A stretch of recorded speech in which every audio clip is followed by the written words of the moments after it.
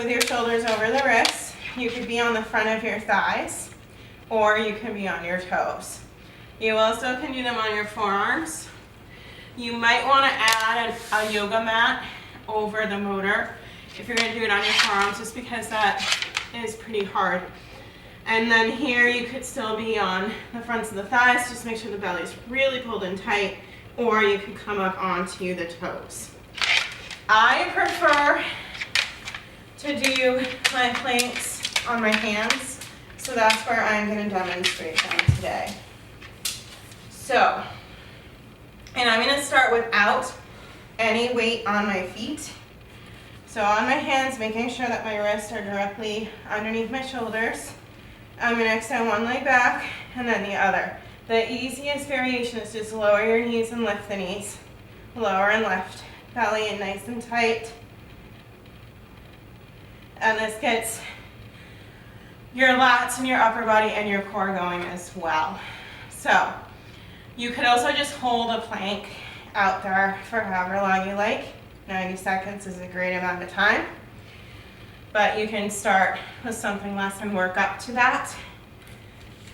I think my max has been about 3 minutes, and that's pretty hard. So then I'm going to take the loop that's closest to me onto the leg that's closest to the loop. So with how I'm situated, that's my left leg. I'm going to come back out into my plank, and then I'm going to take that leg and lift it up, and I'm going to lower it down. So just lifting and lowering. I can take that leg, lift it up high, do little pulses up at the top, and then I needed a break, sorry. Take breaks when you need them, of course.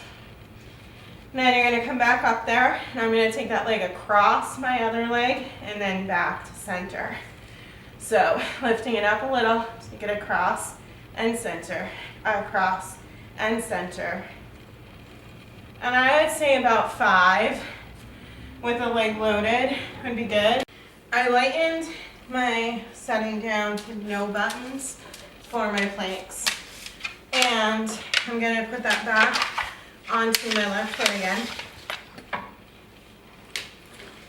Starting once again on my hands with my wrists directly below my shoulders. Pressing up into my plank. This time I'm going to bend that top leg in half and do little lifts like I'm trying to put a footprint on the ceiling. I could open that hip to the side and do lifts there as well, or circles. You can do circles with a straight leg as well. And anytime you circle, make sure you do both directions. Then I'm going to take that leg back into that bent position for one more variation, where I extend the leg and bend, extend and bend. Now, like I said before, you could do these on your knees instead. So the weight is shifted forward, so you're on the front of the thighs, shoulders down the back. Lift that leg up, and then you could extend and bend here. You could do a lot of variations there. You're just going to be limited by how low you can bring the leg. So you're going to focus more on the upward movement if you're down on your thighs than you would on the downward movement.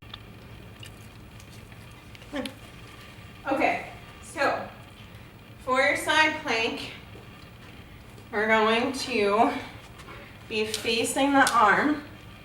Go. And you can start with one knee bent down on the ground, or you could be in your full plank. So I am also going to start with the close loop on my front foot, or on my top leg. You can do this with a button pushed in if you like. I don't have any pushed in right now. And you could also do it without the strap on the foot. So if you were starting with the knee down, you would be like this. And then that top leg can lift up and you can go forward and back without swinging the hips, just controlling that with your glutes. Then you can come up into that full side plank. You could do it on the forearm or in your hand. I'm going to do mine on my hand.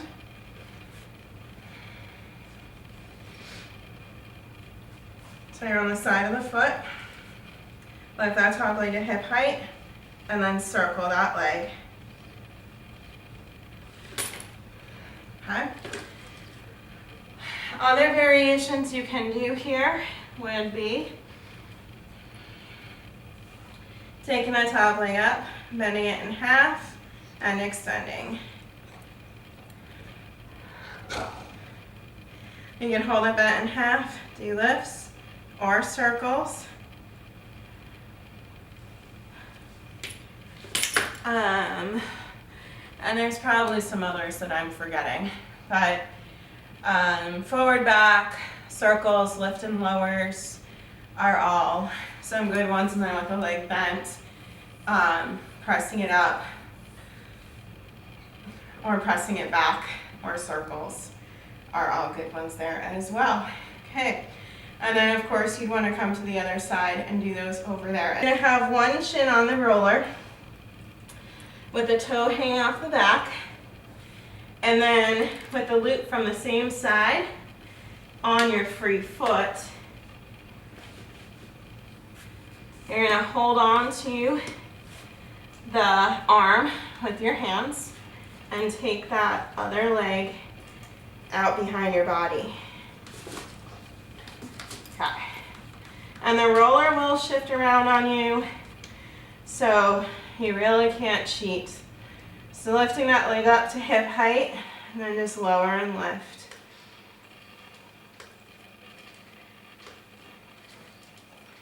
You're going to keep it lifted and do little pulses up to the ceiling. You're trying to keep your weight squared to the floor through both your shoulders and your hips. Then you can take that leg out to the side and back in, or you can go across your body and back to the center. You also here could bend that leg in half and do little lifts up and bends, extends. With that leg long, you could do circles to really challenge your balance. And again, there's probably a couple other variations you could do there. And you want to make sure that whatever you do on both sides. So place your loop onto the same side leg, other shin on top with the foot hanging off the back, holding on to your arm with the hands, shifting the weight a little forward, and then doing whatever you did on the other side.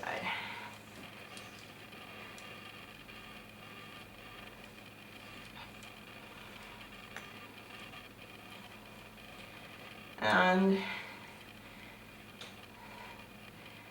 trying to remember what you did can sometimes be the hardest part.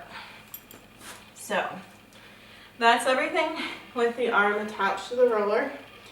So then I'm going to pick the roller up off its little stands, take the lid off, and take the arm out.